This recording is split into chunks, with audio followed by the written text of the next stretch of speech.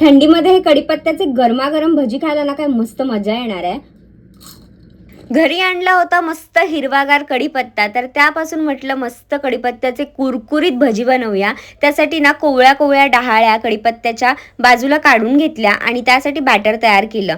एका बाउलमध्ये बेसनाचं पीठ, थोडंसं तांदळाचं पीठ, त्यामध्ये लाल तिखट, हळद, चवीनुसार मीठ आणि थोडासा ओवा क्रश करून घालायचा। थोडंसं ड्राय मिक्स झाल्यावरती याच्यामध्ये पाणी घालायचं आणि एकदम सरसरीत असं बॅटर तयार करून घ्यायचं। बॅटर रेडी झालं की त्यामध्ये कढीपत्त्याच्या सगळ्या डहाळ्या स्वच्छ धुवून घ्यायच्या आणि मगच त्यामध्ये डिप करून तेलामध्ये सोडायच्या। तेल गरम करून घ्यायचं आणि मग गॅसचा फ्लेम स्लो टू मीडियम ठेवायचा आणि मग त्यामध्ये हे एक एक करून सगळ्या कढीपत्त्याच्या डहाळ्या सोडायच्या आणि मस्त एखाद मिनिटभर आपल्याला गोल्डन ब्राऊन होईपर्यंत तर दोन्ही बाजूनी मस्त फ्राय करून घ्यायचे। एकदम कुरकुरीत होतात हे भजी। तर हे कढीपत्त्याचे भजी मी असेच सगळे भजी बनवून घेतले आणि हे वरण भातासोबत तर कमाल लागतात। तुम्ही असेचही खाऊ शकता, गरमागरम थंडीमध्ये किंवा पावसाळ्यामध्ये सुद्धा तुम्ही हे भजी बनवून खाऊ शकता, इतके कमाल लागतात।